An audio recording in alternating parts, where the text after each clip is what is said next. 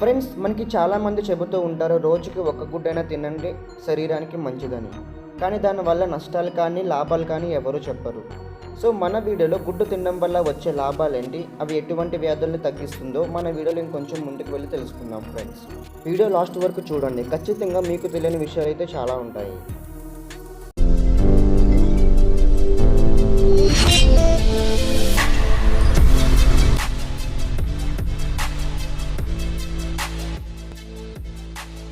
ప్రతిరోజు గుడ్డు తింటే శరీరంలో ప్రోటీన్స్ పెరుగుతాయి. ఇది సైంటిఫిక్గా కూడా ప్రూవ్ అయిన విషయం అందరికీ తెలిసిందే. ఇందులో కాల్షియం, ఐరన్ 90% ఉంటుంది.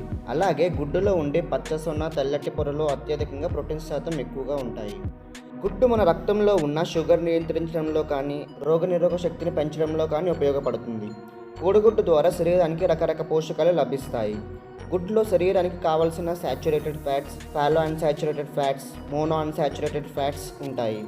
అదేవిధంగా potassium, vitamin A, calcium, iron, vitamin D, vitamin B6, vitamin B12, magnesium గుడ్లో పుష్కలంగా లభిస్తాయి. కోడిగుడ్డు మెదడు ఆరోగ్యానికి కూడా చాలా మంచిది.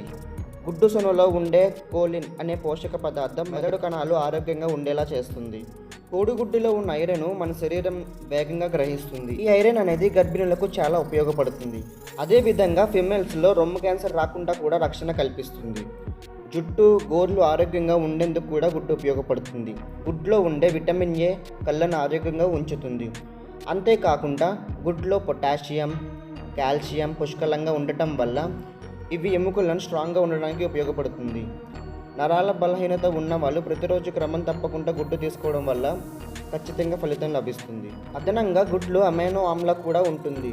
సో ఇది గుండె జబ్బులు రాకుండా రక్షణ కల్పిస్తుందని సైంటిస్ట్ వాళ్ళ రీసెర్చ్లో తెలిపారు.